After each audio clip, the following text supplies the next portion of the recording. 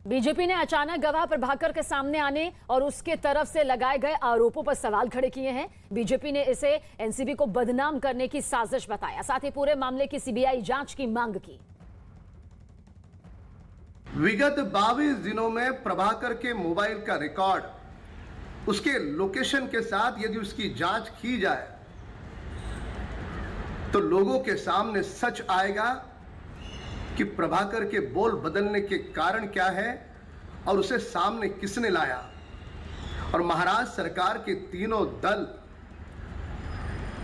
अप्रत्यक्ष रूप से ड्रग माफिया का समर्थन क्यों कर रहे हैं। खैर, महाराष्ट्र सरकार से तो उम्मीद नहीं कर सकते, इस बात की जांच सीबीआई करे। आनंद तिवारी और विवेक गुप्ता हमारे सहयोगी इस वक्त हमारे साथ मौजूद है। विवेक, आपकी तरफ आएंगे। एक तरफ कानूनी प्रक्रिया के तहत लगातार ये मामला कदम दर कदम आगे बढ़ रहा है, तो दूसरी तरफ सियासी तौर पर भी देखिए किस तरह से उबाल मचा हुआ है। कुछ सवाल यहां पर खड़े किए जा रहे हैं, फिर कोई जवाब देता है, क्या कुछ आप कहेंगे? देखिए सविना, ये पूरा मामला काफ़ी ज़्यादा बड़ा होता जा रहा है। अब राजनीतिक रंग भी इसमें पूरी तरह होते जा रहे हैं। जिस तरीके से समीर वानखेड़े लगातार 1-1.5 साल से ड्रग्स पर कार्रवाई कर रहे थे, लेकिन अब सवालों के घेरे में खुद समीर वानखेड़े खड़े हो गए हैं। यानी आपको बताना चाहेंगे कि जो क्रूज ड्रग्स मामला था, इस पूरे मामले में समीर वानखेड़े ने इस पूरे केस में 9 पंच बनाए गए थे। 9 पंच में से जो पंच नंबर 1 यानी कि जो प्राइम विटनेस है, जो प्राइम पंच है प्रभाकर सैल, उसी ने ही अब वो पूरी तरह से पलट चुका है। उसी ने पूरी तरीके से अब समीर वानखेड़े के ऊपर सवाल खड़े कर रहे हैं कि, और ये जो एफिडेविट उन्होंने लिखी है उसमें साफ तौर पे लिखा गया है कि जो बातचीत हो रही है, जो इसमें केपी गोस्वामी और जो डिसूजा के बीच बातचीत हो रही है कि 25 करोड़ में पूरे मामले को डील कर दिया जाए, 18 करोड़ में डील को लॉक कर दिया जाए और 8 करोड़ रुपए बाकायदा समीर वानखेड़े को देने हैं। मैं आपको बताना चाहूँगा कि इस एफिडेविट में बाकायदा उसमें नाम लिखा गया है, नाम दिया गया है कि समीर वानखेड़े को पैसे देने हैं। उसी के बाद अब ये पूरा मामला समीर वानखेड़े की जाँच के दायरे में हो गया है। एक तरफ समीर वानखेड़े की जो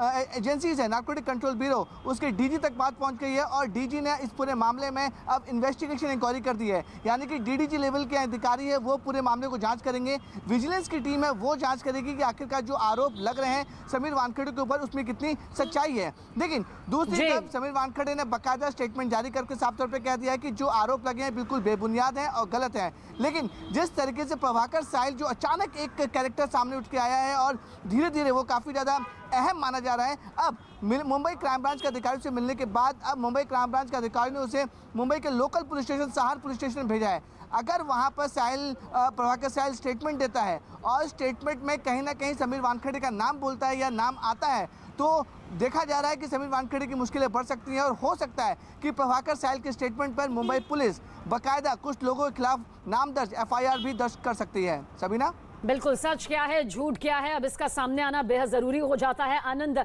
आपकी तरफ आएंगे। जिस तरह से ये ड्रग्स का पूरा मामला सामने आया, बड़े बड़े सेलेब्स इसमें फंसते हुए नजर आए, उनके बच्चे इसमें फंसते हुए नजर आए और समीर वानखेड़े का खुद इसमें फंस जाना, उन्हें खुद कटघरे में लाकर प्रभाकर का खड़ा कर देना, क्या कुछ आपको लगता है कितना जरूरी है कि इस पूरे मामले का जो सच है वो तह तक जाने के बाद जल्द सामने आए, ताकि ड्रग्स के इस काले कारोबार पर ना सियासी असर पड़े, सियासी रंग का, और ना ही किसी तरह से जो मुद्दा मेन ड्रग्स को लेकर है उस पर से किसी तरह से कोई जो जांच है वो भटके? कितना जरूरी हो जाता है विजिलेंस टीम का बहुत जल्द इस पूरे मामले को लेकर सच सामने लाना?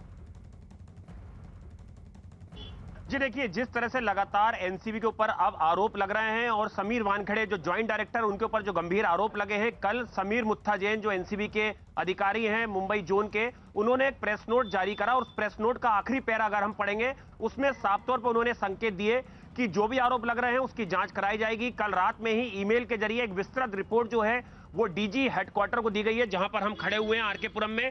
और उसके बाद अभी कुछ देर पहले जो डीडीजी एनआर हैं और जो चीफ विजिलेंस ऑफिसर हैं ज्ञानेश्वर सिंह, उन्होंने न्यूज 18 से खास बात की। उन्होंने बोला कि बिल्कुल इस पूरे मामले की विजिलेंस इंक्वायरी शुरू कर दी गई है, जिन जिन लोगों के ऊपर एलिगेशन लगे हैं उनके स्टेटमेंट इसमें रिकॉर्ड किए जाएंगे।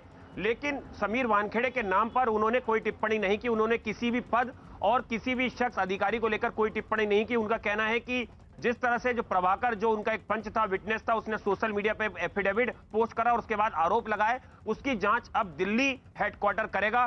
और हम आपको बता दें सबीना कि कल समीर वानखेड़े दिल्ली पहुंच रहे हैं। उन्होंने न्यूज़ 18 को ये जानकारी दी है। हालांकि उनका एक ऑफिशियल विजिट है, उनका कहना है कि एक रिव्यू मीटिंग है उनकी, जिसको लेकर वो डीजी ऑफिस पहुंचेंगे। लेकिन पूरी संभावना बताई जा रही है और ये बिल्कुल कहना गलत नहीं होगा कि उनसे डीजी जो एनसीबी हैं और जो चीफ विजिलेंस ऑफिसर हैं वो इस बाबत बात करेंगे। इस बाबत उनसे सवाल जरूर पूछे जाएंगे जो आरोप लगे हैं। और उस पर जिस तरह से लगातार हमारे साथी रिपोर्टर मुंबई से बता रहे हैं, समीर वानखेड़े लगातार एनसीबी की तरफ से अपना पक्ष रख रहे हैं। उनको जिस तरह से वो कह रहे हैं कि कटघरे में खड़ा करा जा रहा है, उनके ऊपर आरोप लग रहे हैं, निजी हमले हो रहे हैं, यहां पर किस तरह के स्टेटमेंट वो देते हैं, क्योंकि एक विस्तृत रिपोर्ट जो है वो अशोक मुत्था जैन ने डीडी जी और जो डीजी एनसीबी उन्हें सौंपी है। और डीजी ने इस पूरे मामले की जांच के आदेश दे दिए हैं। जो ज्ञानेश्वर सिंह की निगरानी में जांच होगी, ये जांच कब तक पूरी होती है। और सबसे बड़ा सवाल, जैसा कि लगातार एनसीपी भी उठा रही है और लगातार ये उठाएं कि क्या समीर वानखेड़े अपने पद पे बने रहेंगे, ये जांच के बाद ही अब क्लियर हो पाएगा, जांच के बाद ही अब साफ हो पाएगा। कल का दिन काफी महत्वपूर्ण है, क्योंकि कल समीर वानखेड़े जो पहले दिन से रिया चक्रवर्ती का केस हम जब से देख रहे हैं, जब से लगातार वो इस मामले की जांच कर रहे हैं, कई ड्रग्स पेडलर्स को उन्होंने गिरफ्तार किया और लगातार वो ड्रग्स को लेके एनसीबी का जो ऑपरेशन है उनको उसको लीड कर रहे थे। कल किस तरह के दिल्ली आने के बाद किस तरह से बिल्कुल, क्या वाकई उन्हें फंसाया जा रहा है, आखिर इस पूरे मामले को लेकर सच क्या है, इसका सामने आना बेहद जरूरी हो जाता है। और ऐसे में शिवसेना नेता प्रियंका चतुर्वेदी ने समीर वानखेड़े पर लगे आरोपों को काफी गंभीर बताया।